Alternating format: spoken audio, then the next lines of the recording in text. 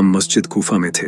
तभी एक आदमी आया और उसने सूरज की तरफ इशारा करके इमाम अली अलैहिस्सलाम से पूछा कि सूरज और ज़मीन के दरमियान फासला कितना है। तो इमाम अली अलैहिस्सलाम ने कहा कि अगर एक अरब का घोड़ा यहाँ से दौड़ना शुरू करे और 500 साल तक दौड़ता रहे तो वो सूरज तक पहुंच जाएगा। जैसे ही उस आदमी ने ये जवाब सुना वो कन्विंस हो गया और चला गया। लेकिन कहानी यहाँ ख़त्म नहीं होती। अब हम कैलकुलेशंस करेंगे और देखेंगे कि आखिर इमाम अली अलैहिस्सलाम के इस जवाब के पीछे की मिस्ट्री क्या है। इमाम अली अलैहिस्सलाम ने कहा था कि अगर एक अरब का घोड़ा 500 साल तक दौड़े तो वो सूरज तक पहुंच जाएगा।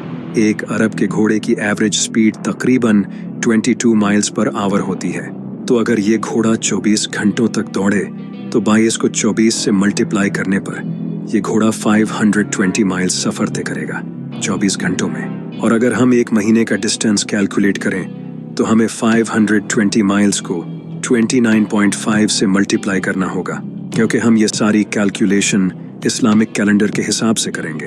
तो अगर हम 6 महीने 29 दिनों के और 6 महीने 30 दिनों के अस्यूम करके 520 को 29.5 से मल्टीप्लाई करें तो जवाब 15,500 आता है। इतने किलोमीटर्स का सफ़र घोड़ा 30 दिनों में तय करेगा।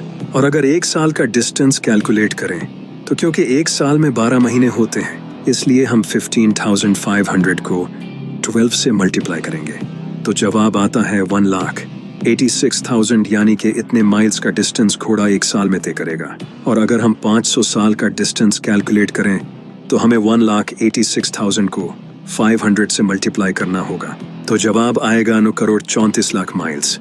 यानी अगर घोड़ा 500 साल दौड़े तो वो 9,34,00,000 माइल्स का सफ़र तय करेगा। अब अगर हम ज़मीन और सूरज के दरमियान का डिस्टेंस देखें तो साइंस के अकॉर्डिंग ज़मीन और सूरज के दरमियान का डिस्टेंस कभी भी सेम नहीं रहता, क्योंकि ज़मीन अपना ऑर्बिट ओवल शेप में करती है। कभी ये सूरज के करीब होती है तो कभी दूर चली जाती है। जब ज़मीन सूरज के करीब होती है तो इनके दरमियान का डिस्टेंस 9,10,00,000 माइल्स होता है, और जब ज़मीन सूरज से दूर होती है तब इनके दरमियान का डिस्टेंस बढ़कर 9,48,00,000 माइल्स हो जाता है। तो अगर हम एवरेज डिस्टेंस ले ज़मीन और सूरज के दरमियान का तो ये एग्जैक्टली वही डिस्टेंस है जो इमाम अली अलैहिस्सलाम ने 1400 साल पहले बताया था। सुभान अल्लाह।